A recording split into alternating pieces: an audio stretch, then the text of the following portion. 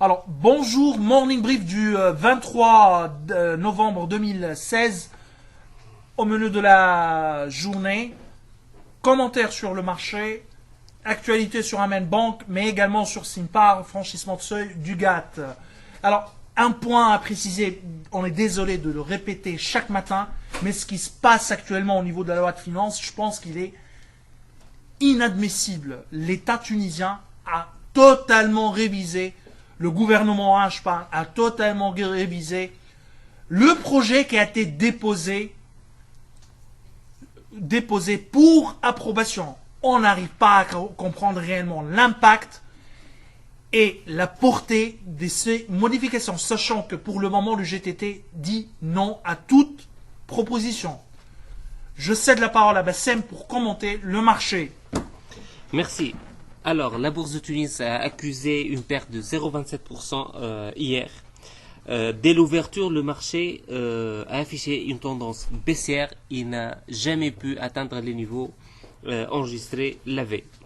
Les meilleures performances étaient Somocel plus 5,16%, Office Place plus 4,32%.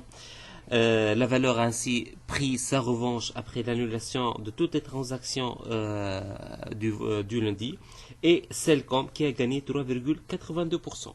Les plus fortes baisses ont concerné l'UBCI moins 5,7%, LBN moins 4,3% et la Sotetel moins 3,10%.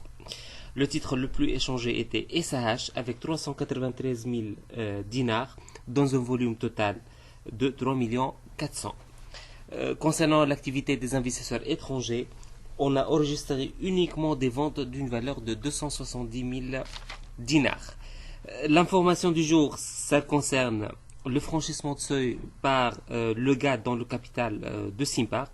Le seuil franchi est de 5% et ce suite à l'acquisition d'une centaine d'actions. L'assureur a annoncé également qu'il compte demander un poste d'administrateur. Cela ne va pas poser problème puisque le conseil d'administration du promoteur immobilier comporte seulement 10 administrateurs.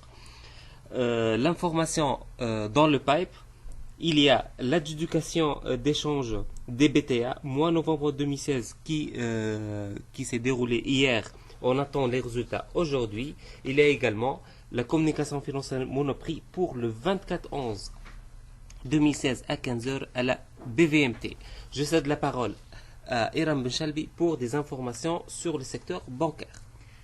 Amen Bank a annoncé la clôture de son emprunt obligataire subordonné Amen Bank subordonné 2016 à hauteur de 70 000 dinars le 21 novembre 2016. Le dit emprunt d'un montant de 50 000 dinars pouvant aller à 70 000 dinars a été ouvert au public le 21 septembre de la même année.